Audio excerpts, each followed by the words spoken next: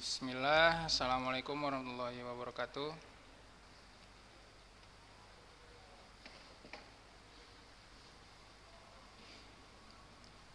Sekali lagi ya. Assalamualaikum warahmatullahi wabarakatuh.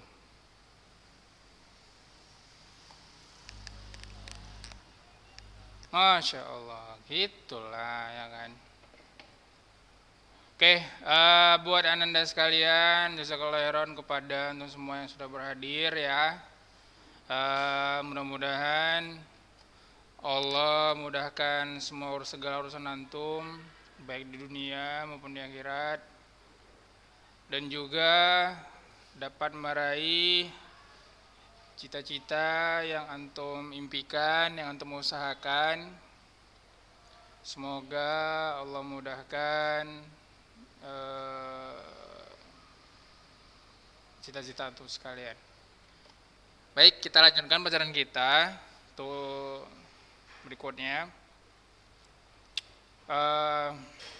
Pertama-tama,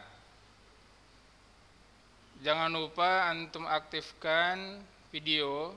Nah, karena itu di kelas biologi itu sifatnya wajib ya, sifatnya wajib. Apabila antum sekalian tidak mengaktifkan video juga, itu nanti anak anggap absen ya, absen. Atau antum ada berhalangan, antum bisa izin. Kenapa? Biar nanti anak bisa tahu jawabannya. Karena kehadiran di Zoom juga merupakan suatu nilai tambah dari anak ya, sebenarnya tambah dari anak. Jadi kalau misalnya antum nggak mengaktifkan kamera, ya anak anggap antum nggak hadir. Oke, aktifkan semua kameranya.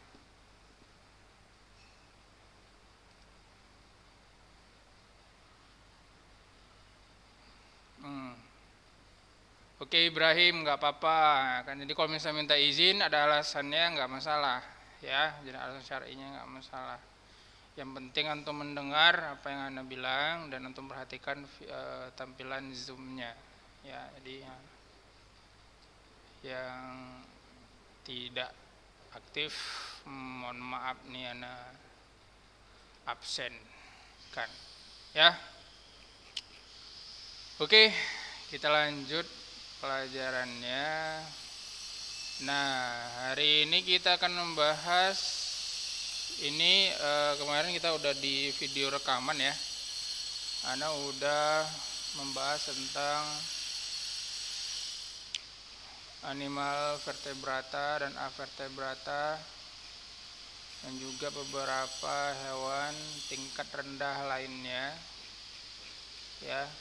Nah, sekarang kita akan masuk ke pembahasan peranan kingdom animalia bagi kehidupan. Ya, tentu banyak sekali lah manfaat animalia bagi kehidupan. Salah satunya adalah penyerbukan yang dilakukan oleh serangga ataupun hewan-hewan yang memerlukan ataupun membutuhkan satu sama lain. Nah, ini disebut dengan yang namanya simbiosis ya. Nah, simbiosis. Nah, simbiosis ini ada 3 macam. Ada yang bisa tahu nggak atau yang menjelaskan simbiosis ini ada berapa macam?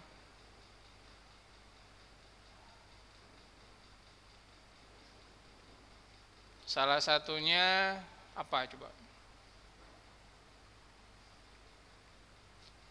Kalau misalnya hubungan antara kupu-kupu dan bunga, burung dengan bunga, itu disebut simbiosis apa? Ada yang tahu? Mantap. Namanya simbiosis mutualisme, yaitu simbiosis yang saling menguntungkan. Ya. Namun ada juga yang simbiosis antara makhluk satu dengan makhluk yang lain itu saling merugikan, bukan saling merugikan sih, ada yang dirugikan. Misalnya ada yang satu untung, satu yang rugi, ya. Nah, itu disebut dengan simbiosis parasitisme. Nah, contohnya apa? Misalnya kutu rambut, benalu. Nah, jadi dia cuma numpang hidup di badan suatu makhluk hidup dan mengambil cuma keuntungan. Nah, dan lama kelamaan yang ditumpanginnya itu menjadi kerugian. Misalnya contoh benalu, lama-lama dia benalu itu di suatu tempat, nanti tempatnya atau inang tempat tumbuhnya itu nanti bakalan mati juga karena nutrisinya diserap oleh si benalu, ataupun makanan si inangnya itu dihalangi ataupun dimakan oleh si benalu itu tadi, ya. Nah, contoh lah kutu rambut, kutu kucing, kutu anjing dan lain sebagainya. Itu juga merugikan. Nah, mereka menghisap darah inangnya. Apa yang dirugikan sama kita? Menggatel lah, infeksi lah, dan bagai macam lainnya, ya. Nah, itu disebut dengan simbiosis parasitisme. Kalau satu lagi ada namanya simbiosis yang tidak ada yang dirugikan dan juga tidak ada yang diuntungkan. Nah, itu disebut dengan simbiosis komensalisme. Disebut dengan simbiosis komensalisme. Contohnya apa, Ustaz? Contohnya anggrek. Nah, anggrek dia itu cuma numpang hidup di dahan pohon, di bebatuan, ada juga di tanah. Nah, dia cuma numpang hidup aja dan tanpa merugikan tumbuhan sekitarnya ataupun tempat dia tinggal. Makanya antum menanam anggrek, nah antum taruh di medianya itu cuma sabut kelapa ataupun pohon-pohon yang sudah mati, taruh arang, nah dia cuma numpang hidup aja di situ, cuma naruh akar aja dan tanpa merugikan makhluk hidup di sekitarnya. Nah, salah satu burungnya ini adalah penyerbukan ini atau disebut dengan polinase ini, ya, atau disebut dengan penyerbukan, ya. Nah, kalau disebut penyerbukan berarti hubungan mereka antaranya kupu-kupu dapat madu dan bunga bisa menyebarkan benang sarinya ke kepala putik lain ataupun ke bunga-bunga lain, ya. Jadi sehingga tumbuhannya ini makin banyak dan bisa berkembang biak, bisa tumbuh dan juga bisa bermanfaat lagi untuk hewan-hewan yang lainnya, tumbuhan-tumbuhan yang lainnya supaya bisa makan dan bisa stabil ataupun seimbang sistemnya. Nah, itu ya. Nah, selain itu ada juga yang bisa dimanfaatkan sebagai bahan bisnis, ya. Nah, bahan bisnis sebagai hewan kurban juga dikonsumsi, juga ada yang bisa dimanfaatkan untuk bisa menjadi benang sutra, dan lain sebagainya.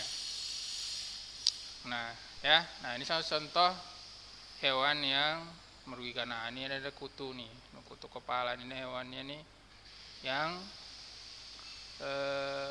bisa merugikan makhluk hidup, ya. Nah, ini ada juga kutu buku. Nah, ini ada kutu kepala, kutu buku. Nah, kutu buku ini juga kutu buku juga bisa dibilang istilah kepada orang yang suka membaca, ya. Tapi kutu buku itu emang ada, ya. Inilah dia gambarnya. Tapi itu yang dari kutu buku ini, kalau misalnya istilahnya itu kutu buku itu bagus, dia banyak manfaat ataupun banyak ilmu yang diserapnya dari sebuah buku. Namun kalau misalnya kutu buku hewan ini, dia bisa memakan buku. Nah, itu dia makan buku, jadi lama-lama bukunya itu bisa hancur, ya, dan lain sebagainya. Nah, itu adalah dari kingdom animalia. Nah, ada mau bertanya nggak tentang kingdom animalia ini?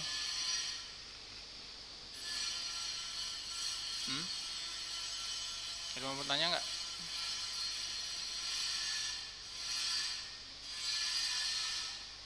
Tentang hewan-hewan ada yang mau ditanya apa enggak?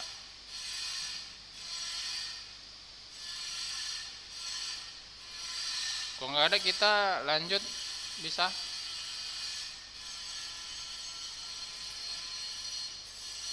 Ayo dong, tanya dong.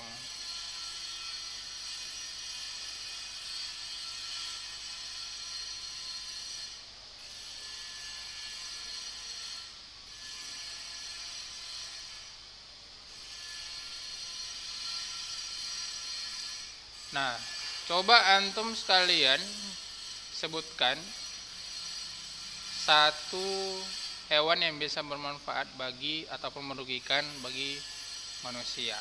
Ya, coba anda tanya satu. Coba Solihul Fajri. Nah, Solihul Fajri, apa nih yang bisa bermanfaat ataupun merugikan manusia? Apa aja? Satu aja, masing-masing satu. Satu untung, satu rugi kalau bisa. Contohnya, contoh hubungan antara makhluk hidup simbiosis yang menguntungkan dan merugikan. Satu contoh aja. Yang lain siap-siap jawabannya ya, cari ya. Boleh makhluk hidup ke manusia, antara makhluk hewan ke hewan, boleh.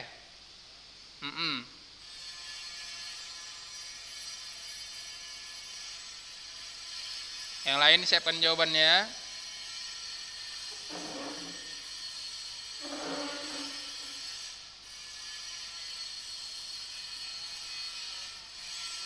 Burung apa, Fajri?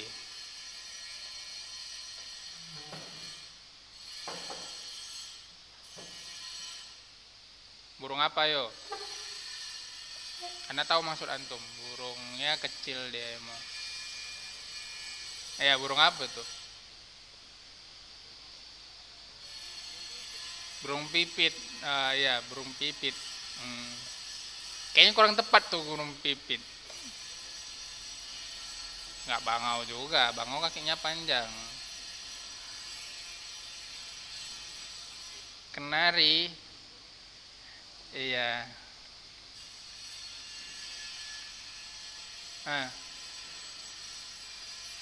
Itu namanya burung jalak ya. Burung jalak. Oke, makasih ya Fajri. Nah, coba Noval. Coba Noval pilih Noval. Hewan yang menguntungkan ataupun merugikan. Satu aja. Ayam. Ayam dengan? Oke, fungsinya apa nih? Ini simbiosis apa ini?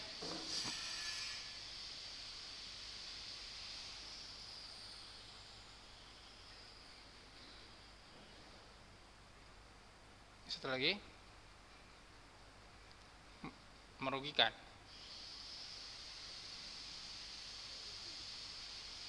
Apa ya Noval? Simbiosis apa itu namanya?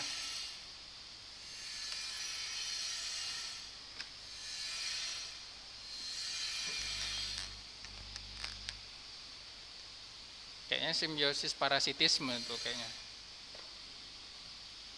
Ya nggak Noval? Parasitismenya yang kayak mana Noval? Dibunuh ayamnya, mereka mati, kita makan kan gitu. Itu satu keuntungan juga untuk kita, merugikan untuk mereka. Oh bisa Noval, bisa mantap. Niko.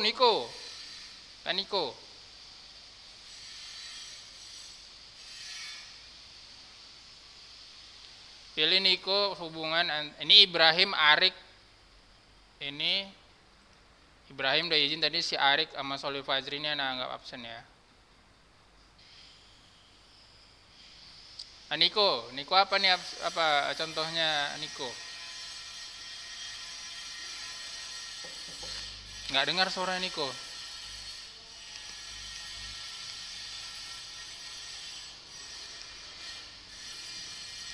Halo? Bisa dibesarin lagi suara Niko?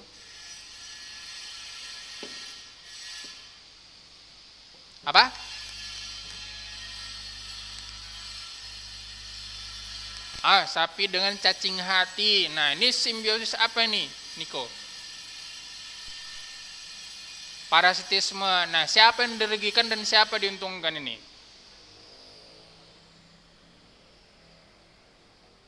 Oh, emang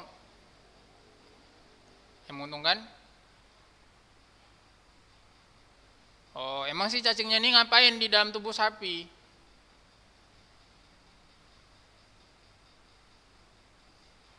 Mantap. Ya, itu disebut dengan simbiosis parasitis, parasitisme ya. Arik. Apa arik? Ah, contohnya apa arik? Antara menguntungkan apa?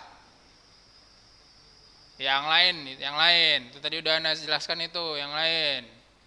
Arik. Manusia dan bakteri, masya Allah. Contohnya bakteri apa nih, Arik? Apa ya bakteri? Bakteri itu ada bakteri yang menguntungkan, ada juga merugikan, Arik. Antum yang mana sekarang? E. coli, Escherichia coli. Kenapa di E. coli itu kenapa dia, Arik? Ngapain dia? Apakah itu simbiosis apa? Itu simbiosis apa? Mutualisme, saling menguntungkan ya. Jadi yang menguntungkannya itu apa?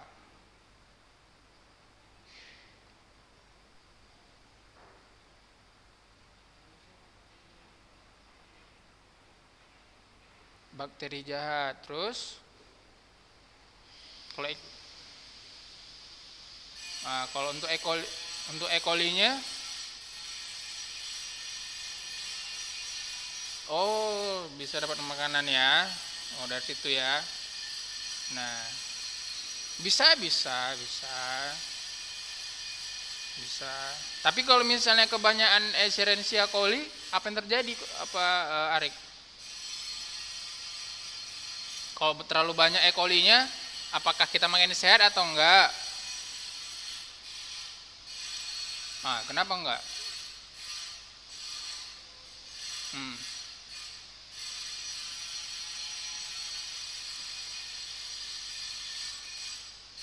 Kalau misalnya terlalu banyak, mencret lah antum ya kan, sakit perut lah, buncit lah perut antum, ya kan? Bisa juga antum jadi penyakitan. Karena suatu yang berlebih itu nggak bagus, ya. Terlalu banyak bakteri pun nggak bagus.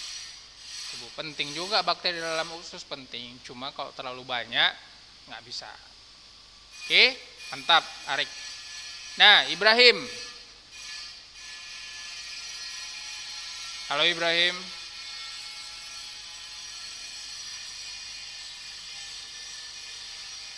Halo Ibrahim. Ini Anda catat ya yang hadir ya.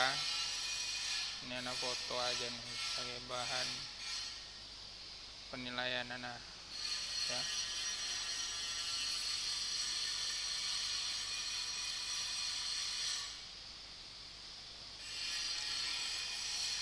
Oke, nah si Ibrahim akhirnya AFK dia. Nah, kita lanjutkan aja ya. Oke, nah itu tadi adalah macam-macam yang bisa menguntungkan dan juga bisa merugikan manusia. Ya, nah sekarang kita bahas namanya ekosistem. Ya, nah ekosistem ini maksudnya adalah hubungan antara makhluk hidup dengan yang lain. Bisa itu antara hubungan hidup atau benda mati ke makhluk hidup, atau juga makhluk hidup ke makhluk hidup, atau juga benda mati ke benda mati, yang bisa jadi sehingga mereka membentuk suatu lingkaran yang bisa saling menguntungkan ataupun bermanfaat bagi satu dan yang lainnya. Itulah disebut dengan ekosistem. Ya. Nah, ekosistem ini terdiri dari dua komponen, seperti yang saya bilang tadi. Ada yang hidup dan ada yang benda mati. Benda yang hidup itu disebut dengan komponen biotik. Ya, komponen biotik. Yang kedua, yang hewan yang mati atau benda-benda yang mati itu disebut dengan komponen abiotik. Nah, ingat ya, kalau misalnya istilah biologi itu kalau misalnya ada kata a, berarti itu artinya tidak. Sama kayak bahasa Inggris, ada dysfunction, tidak berfungsi, disconnected, tidak tersambung, apalagi disable, terputus, enable, tersambung, ya kan? Nah, itu juga bahasa biologi. Kurang lebih seperti itu. Ya. Nah, komponen-komponen ekosistem itu banyak, ya. Nah, satunya adalah komponen abiotik. Nah, kita bahas di sini komponen abiotik. Komponen abiotik ini adalah komponen yang tidak hidup. Nah, namun sangat penting, ya, untuk makhluk hidup. Pertama adalah komponen suhu. Ya, nah suhu. Nah, suhu lingkungan itu merupakan faktor yang sangat penting untuk makhluk hidup, ya. Nah, jadi nggak semua makhluk hidup itu bisa hidup di sama suhunya, ataupun di suhu tertentu, ya. Ada yang bisa hidup di tempat yang panas, ada yang bisa bisa di tempat yang dingin, ada juga hanya bisa hidup di suhu sedang, ya, tidak terlalu panas, tidak juga tidak terlalu dingin. Nah, ini ada penguin, ya. Biasanya nih penguin itu ada di suhu rendah, kecuali penguin di Madagaskar, ya. Dia itu hidupnya di kebun binatang. Nah, ada juga yang namanya suhu ini, dia ataupun hewan yang bisa hidup di suhu sangat ekstrim. Contohnya ada suatu bakteri yang dapat bahkan hidup di wilayah Gunung Merapi, di larvanya pun dia juga bisa hidup, ataupun di sekitar gunung larva yang mendidih itu dia juga bisa hidup, ya. Nah, jadi bisa di suhu-suhu ekstrim seperti itu. Nah, komponen yang kedua adalah air. Nah, air ini merupakan suatu elemen yang sangat penting untuk bagi manusia, ya. Nah, karena tubuh kita pun terdiri dari 80%-nya air. Manusia itu nggak bakalan tahan tanpa minum 3 hari, 4 hari itu nggak bakalan tahan manusia tanpa minum, ya. Coba antum nggak minum selama 3 hari 4 hari, terus sebelum dehidrasi namanya, ya, dehidrasi. Dan pasti antum bakalan pingsan atau bakalan nggak bisa bergerak sama sekali, itu karena airnya nggak ada. Makanya air itu merupakan suatu anugerah dari Allah itu. Nah, makanya kalau misalnya hujan itu merupakan suatu anugerah juga. Nah, karena dengan adanya hujan, air dalam tanah itu juga masih terisi kembali, tumbuh-tumbuhan masih hidup kembali, hewan-hewan bisa minum, antum juga bisa minum, dan semuanya sangat bermanfaat untuk kita semua. Nah, jadi kalau misalnya antum mau pergi tapi tiba hujan, Allah hujan, kenapa sih hujan? Nah, antum kutuk-kutuk, lalu ngapa sih hujan ini? Sial kali gitu segala macam. Nggak boleh, ya. Nah, jadi hujan itu sangat bermanfaat. Nanti kalau sekali antum nggak dikasih sama Allah hujan, nah nanti antum minta hujan, gitu. Jadi kita syukurlah kalau ada hujan, ya. Nah, air juga selain tempat minum, dia juga bisa sebagai tempat tinggal makhluk hidup yang lainnya, ya. Nah, dan air itu juga mempunyai suhu, ya. Nah, suhu dingin, suhu rendah, suhu tinggi, suhu rendah, dan lain sebagainya. Nah, lalu ada yang namanya cahaya matahari. Nah, cahaya matahari ini sangat penting, ya. Contohnya apa cahaya matahari ini untuk manusia, untuk makhluk hidup? Apa contohnya? Hubungannya dengan makhluk hidup. Coba. Fotosintesis, mantap sekali. Ada yang masih ingat enggak rumus fotosintesis itu apa?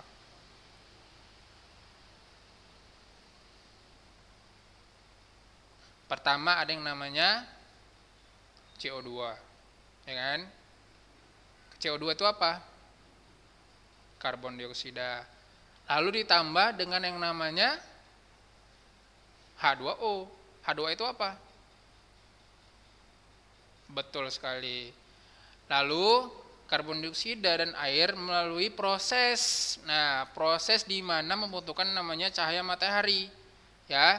Nah, cahaya matahari. Nah, prosesnya ini diproses di mana? Ada masih ingat? Dalam tumbuhan di bagian mana dia ini diproses fotosintesis ini? Warna hijau-hijau dia. Klorofil, betul, mantap si Novel ini masih ingat nih dia. Nah, di klorofil ya kan. Nah, jadi itu semua prosesnya diproses ataupun dimasak dalam klorofil dengan bantuan sinar matahari. Lalu menghasilkan namanya, ada yang namanya C6H12O6. C6H12O6. Nah, itu apa? Ada yang tahu nggak C6H12O6 itu apa?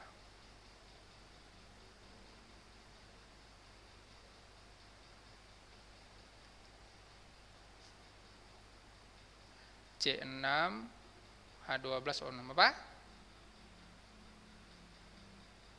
Glukosa, betul sekali. Nah, glukosa inilah sebagai sumber makanan atau sumber energi bagi tumbuhan tersebut, ya. Nah, glukosa itu dia seperti manis-manisan. Nah, manis-manisan. Jadi kalau misalnya antum makan yang manis-manis, antum tuh jadi energi jadi banyak, jadi kuat antum. Gula itu macam-macam, ya. Ada glukosa, sukrosa, maltosa. Nah, jadi kalau misalnya antum melihat suatu tempat atau suatu makanan yang ada osa-osanya, nah itu berarti dia gula. Nah, ya. Gulanya ini bukan gula murni, ya, gula hasil olahan. Ya. Nah, itu disebut dengan glukosa. Ada juga. Nah, setelah itu barulah dia menjadi namanya O2 atau disebut dengan oksigen, ya. Itu disebut dengan fotosintesis. Ingat, fotosintesis, foto itu artinya cahaya, sintesis itu artinya proses. Arti fotosintesis itu apa artinya? Berarti suatu proses yang memerlukan cahaya, fotosintesis. Foto, kalau anak lihat foto kok bisa cahaya ya? Artinya, oh, foto ada blitz cahaya, mungkin seperti itu. Anak mikirnya dulu seperti itu. Ya. Oke, kita lanjut. Nah, dalam cahaya matahari ini enggak semua juga makhluk hidup yang bisa hidup di siang hari, dan ada juga yang hidup di malam hari. Nah, hewan yang hidup di malam hari ini disebut dengan hewan nokturnal, ya, hewan nokturnal. Jadi dia cuma aktif di malam hari. Kalau siang hari dia ngapain? Tidur. Nah, ini kalau misalnya antum siangnya ngapain? Saat pagi, siang tidur, malam ngalong. Nah, itu antum disebut juga dengan nokturnal juga itu. Malam tuh begadang jam 3, jam 2. Nah. Dan itu bisa merusak yang namanya si siklus tidur antum. Jadi dulu anak pernah kuliah, karena saking banyaknya tugas, anak pernah nggak tidur itu sampai satu harian nggak tidur anak. Satu hari nggak tidur. Pagi malamnya tidur, besok pagi bangun, siang sore malam nggak tidur sampai pagi, nggak tidur. Waktu besok lanjut kuliah nggak tidur, malamnya pun tidur telat jam 12. Nah, lama akhirnya juga bisa tidur. Nah, jadi kalau misalnya antum sering bergadang juga, nanti antum itu bisa merusak siklus tidur antum. Nah, jadi kalau misalnya antum tuh malam tuh begadang, ya, malam tuh udah begadang sampai jam 2, jam 1, nanti paginya nanti antum ngantuk dan antum nggak bisa beraktivitas juga di situ, ya. Itu nanti berlanjut kepada keesokan berikutnya dan keesokan berikutnya. Nah, antum nggak bisa tidur malamnya karena antum siang udah tidur gitu. Seharusnya antum bisa tidur. Besoknya lagi antum ngantuk karena tadi malamnya tuh begadang. Nah, begitu terus-terusnya. Jadi lama kelamaan ya siklus hidup antum atau siklus tidur antum juga terganggu, ya. Nah, ada pertanyaan terakhir?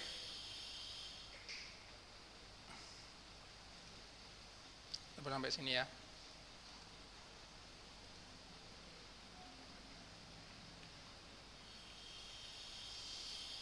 Nggak ada ya?